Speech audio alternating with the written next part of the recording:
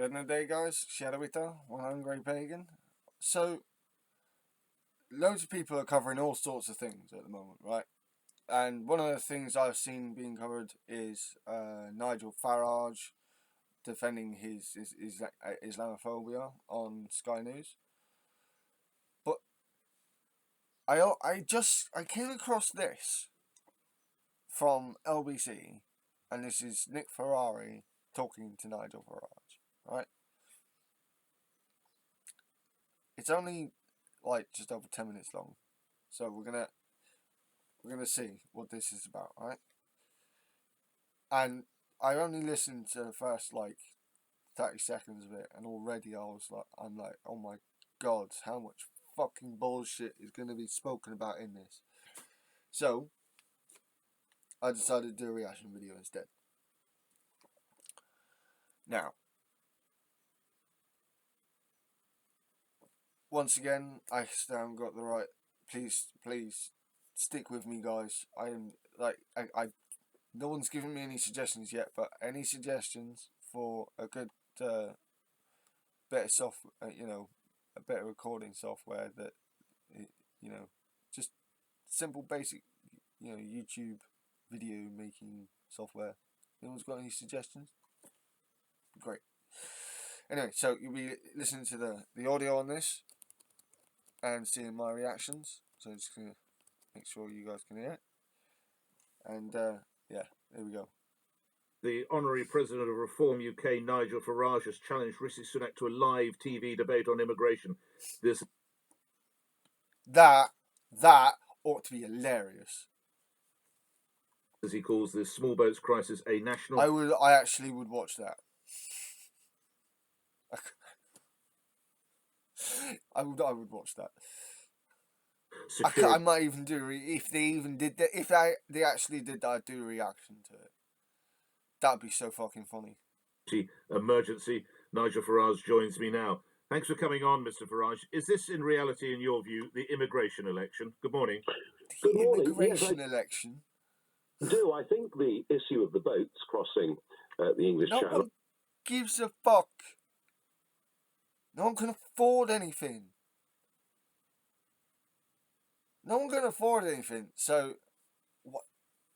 Okay. The issue that I raised on my own 4 years ago, when I warned everybody that unless we acted, vast numbers would come. I think that's a big issue. On your own? Okay.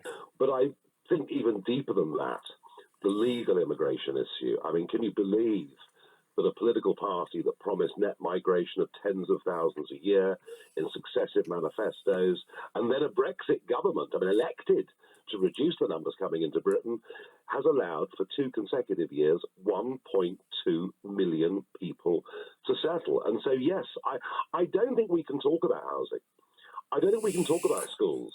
I don't think we can talk about the NHS or anything, even infrastructure, unless we talk about the exploding population that's been caused by, firstly, a Labour... God, this is so cringe. Right. Just for those people who seem to think that he might Farage might be onto something here. What he's trying to say is the causal problem is actually a symptom of not enough housing and not enough social infrastructure. Like, seriously, guys, this is ridiculous. You can't talk about houses, you can't talk about a school without you could solve a lot of the issues that we have with immigration if we dealt with the housing issues. For example, party that opened the doors and a Conservative party that accelerated it. So, yes, I think it is the number one issue. The Prime Minister would point to the fact that year on year, for the figures of last year, they were down on the preceding year. He would argue that, and if he gets his Rwanda plan off the ground, that is the sort of issues or the he's already admitted. Oh my God. Nick Ferrari's a moron. Sunak's already admitted that it's not getting off the ground before the election. What the fuck? factors that would get the numbers in check? Well, first things first, the previous year's figures came in at 606,000 until they were revised to 745,000. This year's have come in at 685,000. So by the time they're revised, I'll bet you they're even higher than the year before. And even if they were down, Nick, you know, from the late 40s to the year 2000, net migration was 30,000 a year. We're now talking 750,000. What's happened in that intervening 80 years, I wonder? Could it possibly be the explosion of populations worldwide?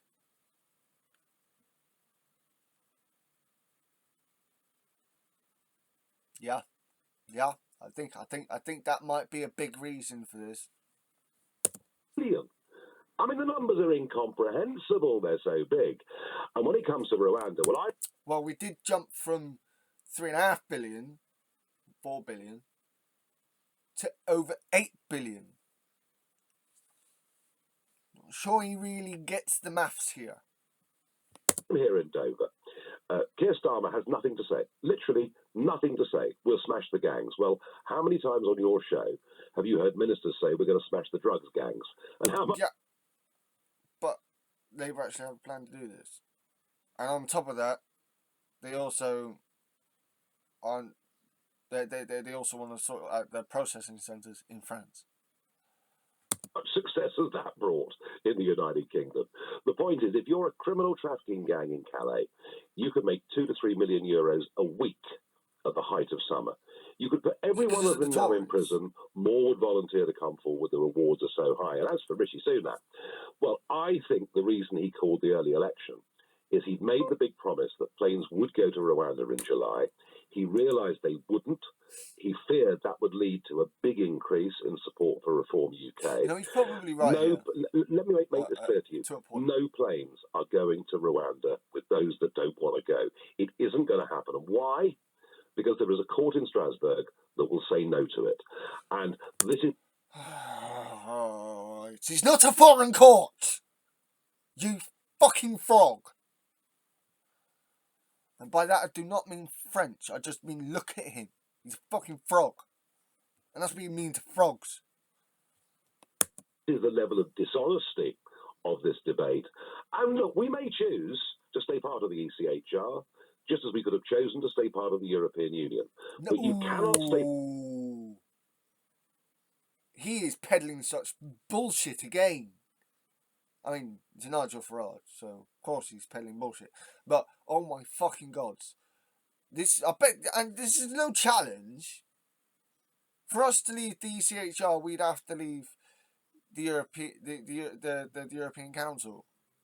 He wants us to leave being English, let alone British, right? He's trying to tap into the whole English thing here, right?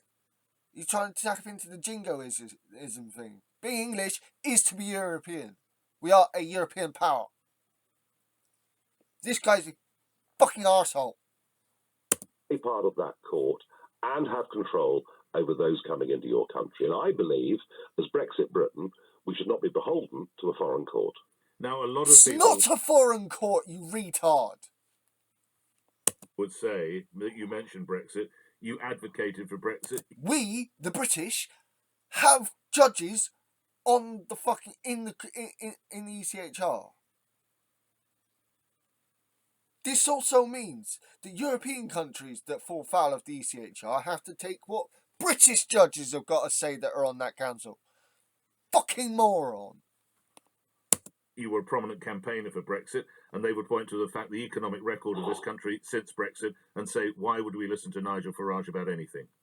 Well, because our economic record, though dismal compared to America, is much better than most of the rest of Europe, including France and Germany. Only recently, Nigel Farage, we've suffered in the immediate aftermath of Brexit. Because America is the global superpower, maybe.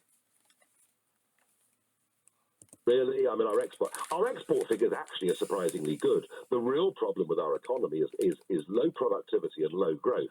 And isn't it interesting an era of mass inward foreign labour migration has lowered our productivity. So I point the finger far more in that direction. But then also there's the problems of industry trying to get in and out of Europe.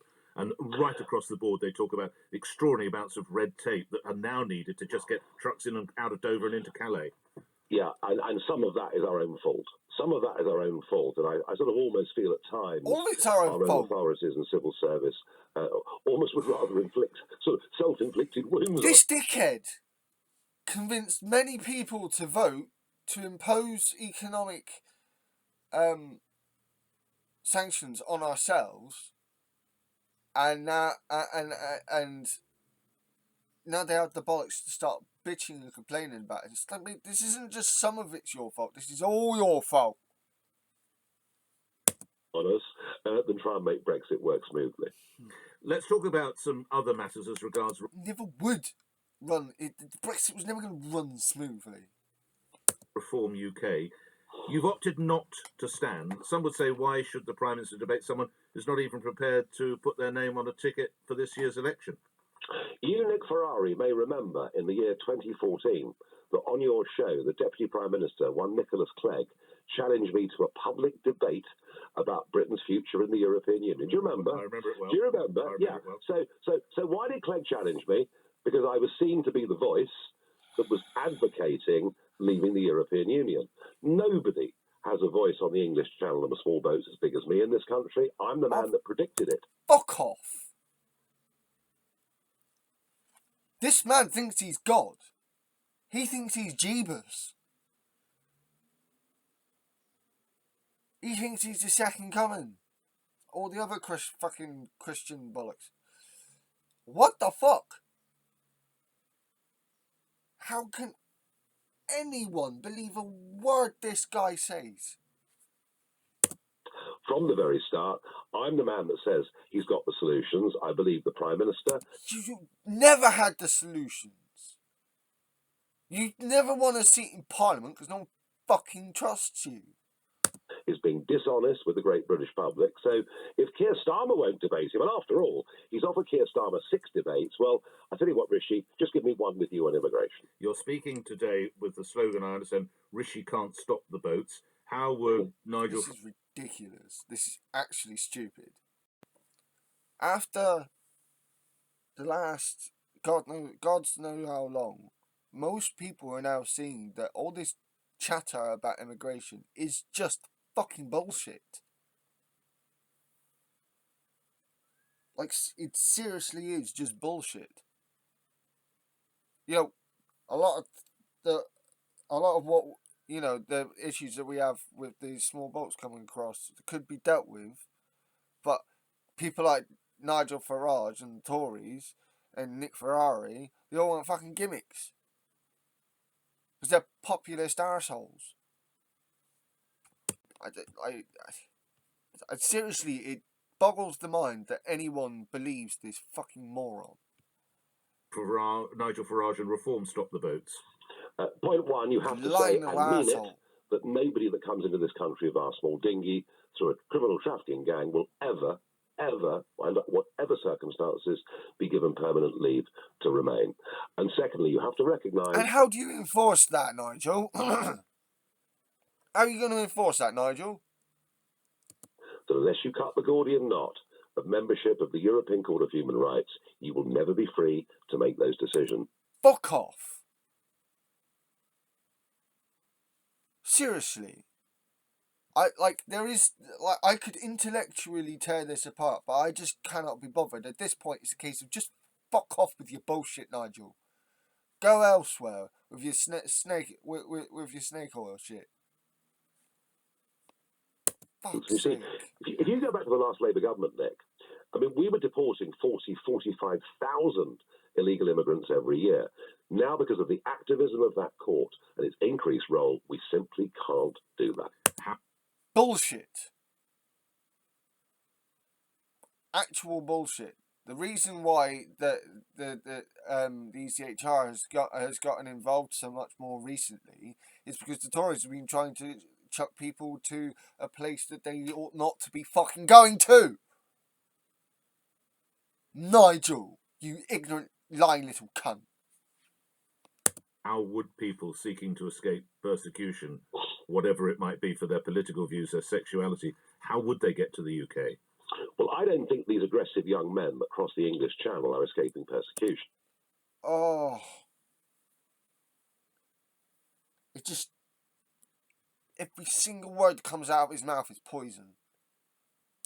In fact, very interesting, Donald Tusk, who is, of course, the Prime Minister of Poland, and an EU lovey, he said yesterday that he regards the migrants crossing the Mediterranean now to be a national security crisis for Poland. I think we need to declare a national security emergency, particularly as many of those that come are coming from the Middle East and have been increasingly radicalised since the events of October the 7th and Gaza. Oh my fucking God. Oh, you bastard. You evil little... He's now trying to bring in the Hamas shit now. He's trying to say Hamas... I want to kick his fucking head in. Over and over and over and over again. Nigel Farage is a lying, poisonous little cunt. How do you know they're being radicalised, Mr. Farage? Well, I just see snapshots of it on the streets. How do you know they're being radicalised? Well, no one can believe him. If anyone comes up to me and says they are a fan of Nigel Farage and that they believe every word he says, I will call you out as a fucking idiot and a racist. I don't give a fuck. Of London and elsewhere in our country, I see people wearing Hamas on the back of football shirts, Intifada being screamed in the streets of London, Jews at British universities virtually being forced into hiding. I mean, this is absolute bullshit. A very small minority of the people that have been out protesting have been idiots that have got Hamas on the back of their shirts. There have been Jewish people going out on these marches on these pro-Palestine marches. So Nigel can go fuck himself when it comes to, Jewish students, Jewish people are being scared. Fuck off. It's only those that support what's going on in Gaza right now that ought to be feeling a bit worried because, they support fucking genocide. These are things we never thought we'd see in our lifetimes. Are these people against all British values? Well, this is where my comments got very badly misquoted at the weekend. Go ahead. There are millions of Muslim men and women and children living in Britain who are getting on with their lives and doing well and living as part of British society. The problem, and this is what I'm being demonised for, the problem is Oh my fucking gods! Oh! You're being demonised because your own fucking mouth, you stupid cunt. He has the gall to say he's being demonised. Oh, the victimisation here is ridiculous. Growing number of young British Muslims subscribing to attitudes and ideas that are anti-British in every way. I'll give you an example. 23% in that recent poll of young British Muslims support the concept of jihad. Now, that isn't very British, is it? So the argument What poll? And how much bullshit was this poll? Because I reckon it was a massive bit of bullshit. Making is that Labour and Conservative won't debate this. Why? Because they caused it. No, they won't debate it because it's not worth debating, mate. No, it's a pile of racist dog-whistling crap. It was Labour that opened the door to mass immigration, the Conservatives that accelerated it. And we need to have a conversation about this. And unless we stop mass this immigration... coming from a guy that's like, we can get the Brit... He literally said, we can get British kids to work our fields. What happened when farmers and businesses tried to get British kids to work our fields? Fuck all happened. Why? Because they didn't bother to think of incentives. They just thought, we can order these people back to work.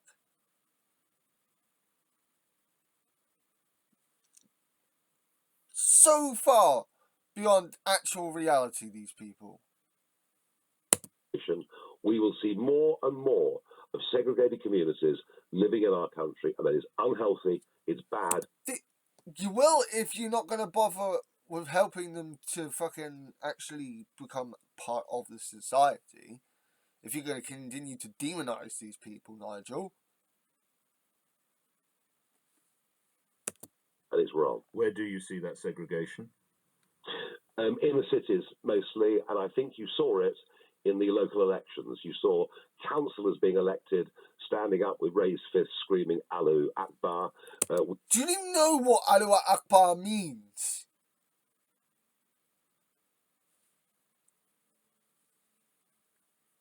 You know what? I'm just just so I don't make myself look a complete moron, I'm gonna actually look to see what Allahu Akbar means, right?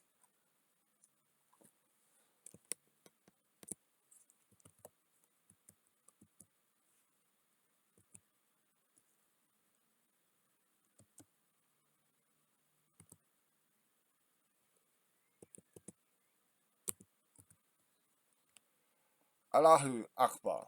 So you can even say it right. Literally, God is great.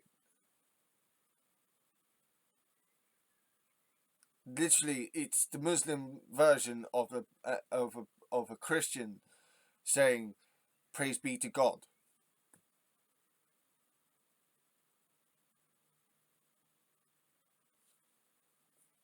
Like, oh, it's like people trying to say that, like, we pagans, we're all devil worshippers. We don't even believe in the devil. We don't believe in the Christian God, therefore we don't believe in the devil, and yet somehow this makes us devil worshippers. It's the same fucking bullshit. We saw in other areas people pointing at cameras saying we're coming to get you. Sectarian politics, voting along religious lines. Oh, and by the way, women excluded. No women. Have a look at all the photographs. Have a look at Angela Rayner yesterday, where she was begging Muslim constituents to vote for her. Not a single woman in the room. Some of these people have different values, and that is not decrying the religion of Islam or anything else. It's pointing out a specific and very, very real problem. It is. He's saying that Islam is anti-British. Like, that's literally what he's saying. It's so stupid.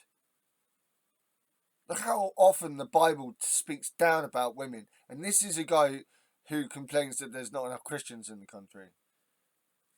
Fucking hypocrite.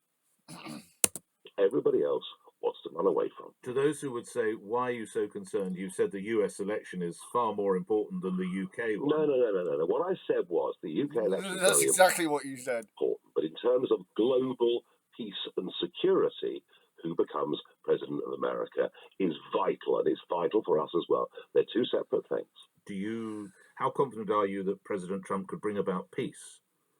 Well, I think his record as president was astonishing. And think about the Abraham Accords. Think about Israel, a series of deals with Arab states of peace, cooperation, trade, and mutuality. And Saudi Arabia were about to join that existing package. And that is why Hamas launched the attacks they did on the 7th of October, because they fear that if Trump gets back into the White House... It's not about Trump. Last minute or so They weren't fucking bothered about Trump. Oh my God. Earlier in the show, I was joined by the Work and Pensions Secretary, Conservative MP Mel Stride, and I asked him about Reform UK in the light of the case of Tory MP Lucy Allen, who's stepping down and advising everyone in her constituency to vote for reform. Mel Stride said... I've got a very simple message around reform, and that is if you vote for reform, you're voting for Keir Starmer to walk through the doors of number 10. Reform cannot, under our electoral system, it's almost inconceivable they'll win a single seat in these elections. I mean, I hate to agree with the Tory, but it's got a fair point. I mean, it's not impossible that they'll win a couple of MPs, but like for them to actually, they are not in a position to gain power.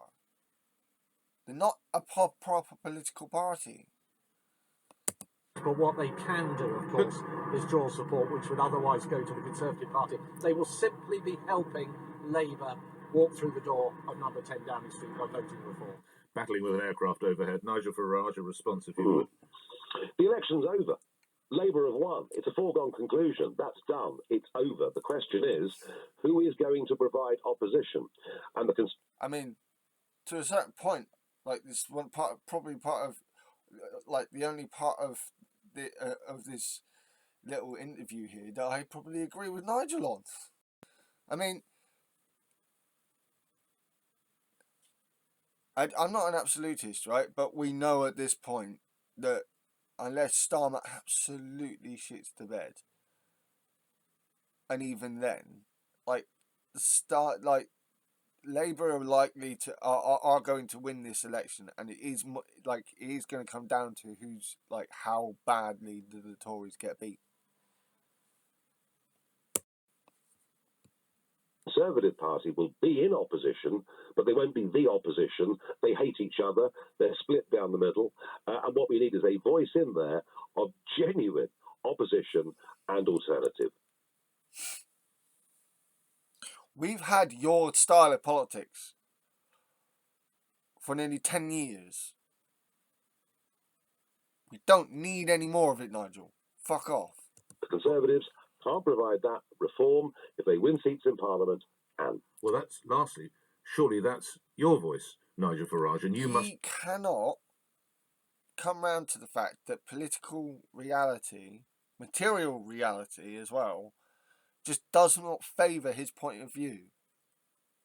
Have seen the reports that I've seen that there are senior members of the Conservative Party, indeed one very senior former member of the Conservative Party, who says you're the future for the Tories, Nigel Farage. Well, I don't know about that, but all I can say is that if Rishi Sunak and others thought me not standing in a seat meant they get a free ride in the election, they're quite wrong, which is why I'm here in Dover. Like, the Tories are fucking themselves over, and now he's trying to take credit for that too. Is there anything this guy won't take credit for? Apart from Brexit going wrong. I'll be travelling around the country for the rest of the next nearly 6 weeks. And I think, my record, Nick, and you know this well, I've been a very effective campaigner on very important issues without sitting inside the House of Commons. Very important campaigner. Oh my God.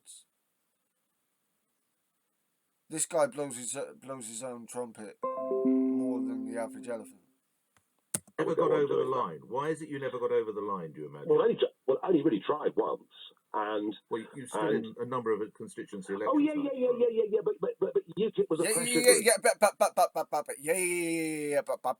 But.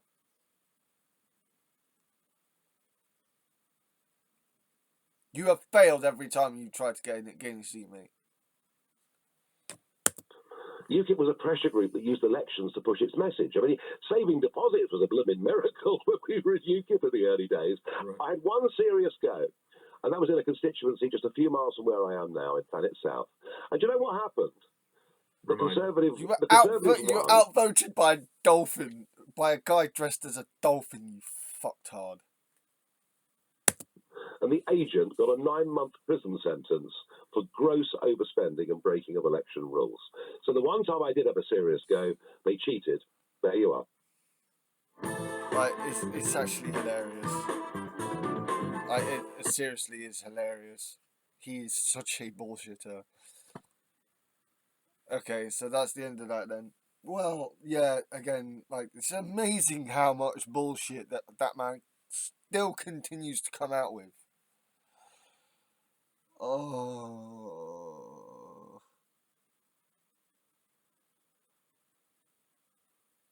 I mean, I watched the recent Doctor Who episode, 73 Yards, and that Gwilliam dude, oh my God, he reminds me, it's almost like whoever wrote that episode wanted to chuck in some political commentary here, because wow, who the fuck really honestly believes this moron, this lying little charlatan? Because if you do, and you come across me, fair warning, I will call you a moron and a racist. If you're a fan of Nigel Farage and you agree with what he says, you are a racist and a fucking moron. This has been Shadow Eater, One Angry Pagan. Please like, subscribe, comment. I'm done. Bless the Thursday, guys. My shield at your backs.